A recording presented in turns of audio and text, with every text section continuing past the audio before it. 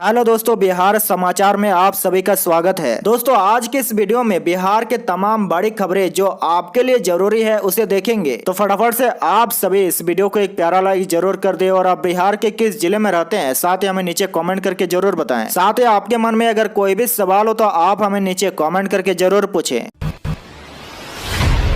चलिए, आज की पहली खबर, बिहार में अब मोबाइल व ईमेल पर भेजे जाएंगे चरित्र प्रमाण पत्र। जी हाँ, बिहार में चरित्र प्रमाण पत्र बनाने में आने वाले परेशानी को दूर करने के बाद अब प्रमाण पत्र लेने के लिए भी दफ्तर जाने की जरूरत नहीं पड़ेगी। राज्य सरकार ऐसी व्यवस्था करने जा रही कि आवेदक द्वारा दिए गए मोबाइल नंबर और ईमेल पर चरित्र प्रमाण पत्र भेज दिया जाएगा। गृह विभाग के अपर मुख्य सचिव चैतन्य प्रसाद की अध्यक्षता में पिछले दिनों विभाग की समीक्षात्मक बैठक हुई थी। इसमें चरित्र प्रमाण पत्र बनाने की पूरी व्यवस्था की समीक्षा की गई। अपर मुख्य सचिव ने आवेदक के निर्बंधित मोबाइल नंबर और ईमेल पर चरित्र प्रमाण पत्र भेजने की व्यवस्था करने का निर्देश दिया है।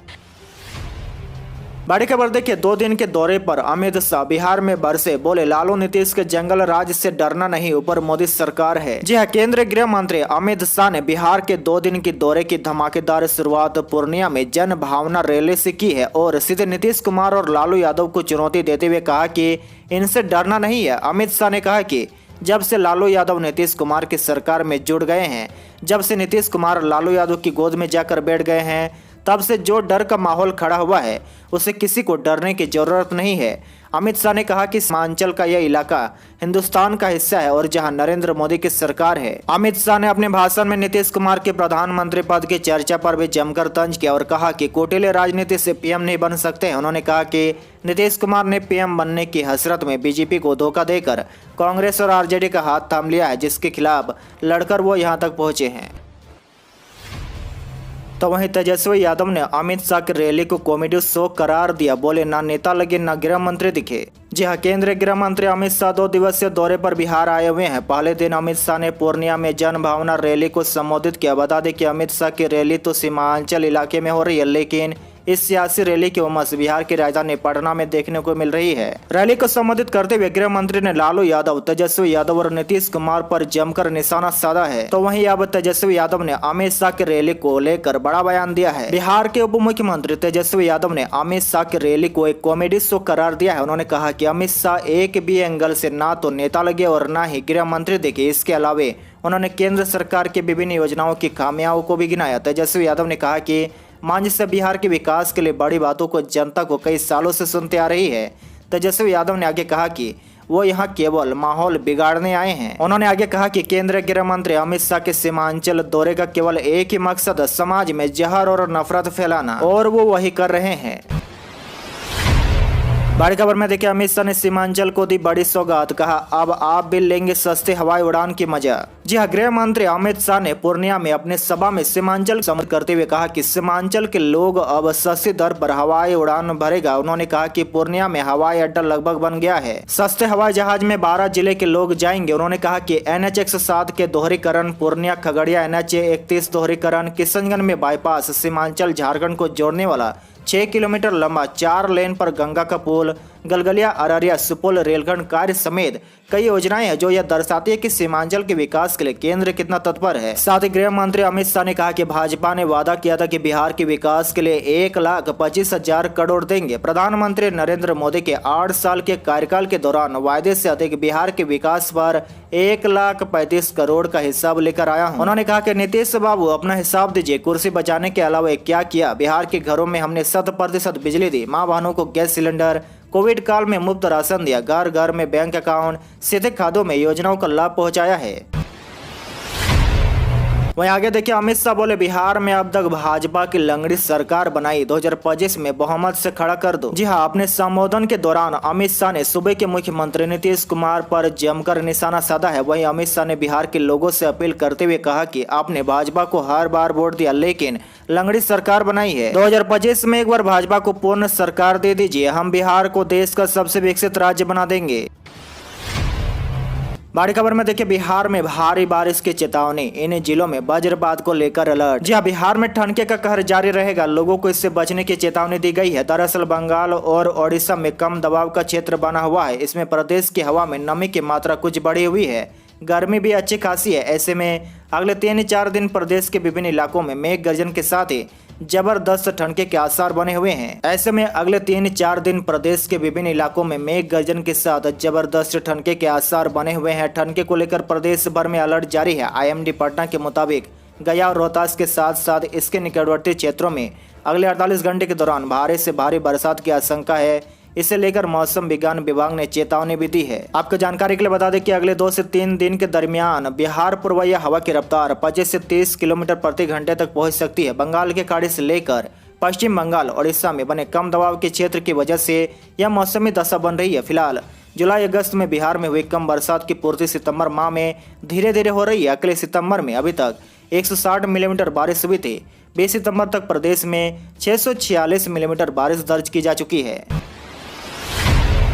बड़ी खबर देखिए, दिवाली यानी छठ को लेकर दरभंगा जयनगर से चलेगी ट्रेन 17 अक्टूबर से 10 नवंबर तक। जी हां, दीपावली व छठ को लेकर ट्रेन की डिमांड को देखते हुए रेलवे ने 2 पूजा स्पेशल ट्रेन चलाने की घोषणा की है। ये दोनों गाड़ियां दिल्ली के लिए अगले महीने से चलेगी। एक ट्रेन नई दिल्ली से दरभंगा के लिए 17 अक्टूबर से 10 नवंबर के बीच जहाँ चलेगी, वहीं दूसरी गाड़ी आनंद विहार टर्मिनल से जयनगर के बीच 18 अक्टूबर से 12 नवंबर के बीच चलाई जाएगी। हालांकि त्योहार के मौके पर घर लौटने वाले परदेशियों की भीड़ को देखते हुए ये दोनों गाड़ी काफी नहीं है, कारण दोनों ट्रेनों को सप्ताह में 2 दिन चलाई जाने की योजना है। रेलवे की ओर से जारी सूचना के अनुसार ट्रेन नंबर 01670 स्पेशल ट्रेन 17 अक्टूबर से 10 नवंबर के बीच प्रत्येक सोमवार व गुरुवार को शाम 7:30 बजे में नई दिल्ली से ट्रेन के लिए खुलेगी। वहीं दरभंगा से ट्रेन संख्या 01669 स्पेशल ट्रेन प्रत्येक मंगलवार और शुक्रवार को 18 अक्टूबर से 11 नवंबर के बीच परिचालित होगी। दरभंगा से शाम 6 बजे खुलने वाली यह गाड़ी अगले दिन शाम 4:40 में यात्रियों को नई दिल्ली पहुंचाएगी।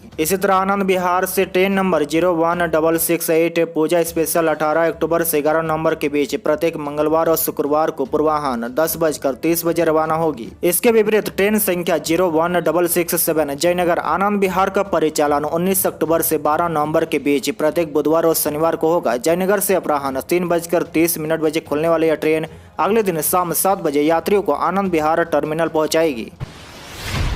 बड़ी खबर में देखिए, बिहार के राज्यपाल फागू चौहान की तबीयत बिगड़ी, एयर एम्बुलेंस के जरिए पटना से दिल्ली रेफर। जी हां, बिहार के राज्यपाल फागू चौहान की तबीयत अचानक बिगड़ गई है। उन्हें गुरुवार देर रात पटना स्थित IGIMS अस्पताल में भर्ती कराया गया। उन्हें बेहतर इलाज के लिए एयर एम्बुलेंस के जरिए पटना से दिल्ली ले जाया जा रहा है। दिल्ली के एम्स में उनका इलाज हो सकता है। बता दें कि फागू चौहान साल 2019 से बिहार के राज्यपाल है। 74 साल के चौहान मूल रूप से उत्तर प्रदेश के रहने वाले हैं। उनका जन्म 1948 में यूपी के आजमगढ़ में हुआ था। यूपी के 17वें विधानसभा चुनाव में वह सबसे ज्यादा मतों से जीतने वाले विधायक थे।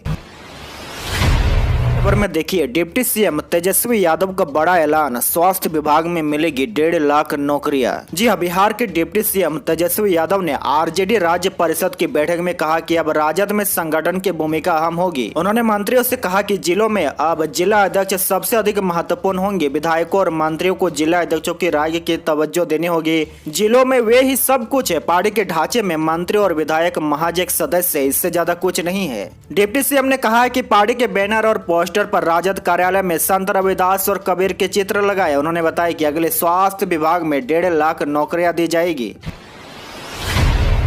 खबर में देखिए, अक्टूबर महीने से बिहार में बालू खनन 28 जिलों में शुरू होगा काम। जी हां, बिहार में बालू की कीमत भले ही आसमान छू रही हो, लेकिन अगले महीने से राज्य में इसकी किल्लत दूर हो जाएगी। दरअसल 31 सितंबर तक बालू की खनन पर NGT के गाइडलाइन के मुताबिक रोक लगी हुई है, लेकिन अक्टूबर महीने से बालू खनन का काम शुरू हो जाएगा। बिहार के 28 जिलों के तकरीबन 900 बालू घाटों पर अक्टूबर से बालू खनन शुरू होगा। मई 2022 तक केवल 16 जिलों में करीब 435 बालू घाटों से ही बालू का खनन हो रहा था। अभी बालू खनन पर NGT की रोक लगी है। इसके तहत 31 सितंबर तक बालू का खनन नहीं होना है। नदियों में 3 मीटर से अधिक की खुदाई नहीं हो सकेगी। सरकार ने खनन की सीमा तय कर दी है। इतना ही नहीं, नदियों के जलस्तर या 3 मीटर में जो कम होगा वही खनन की सीमा होगी। इसके अलावा 300 मीटर के दायरे में ही बालू का भंडारण कर सकेंगे। 5 किलोमीटर के आगे बालू भंडारण के लिए उन्हें अलग से लाइसेंस नहीं लेना होगा।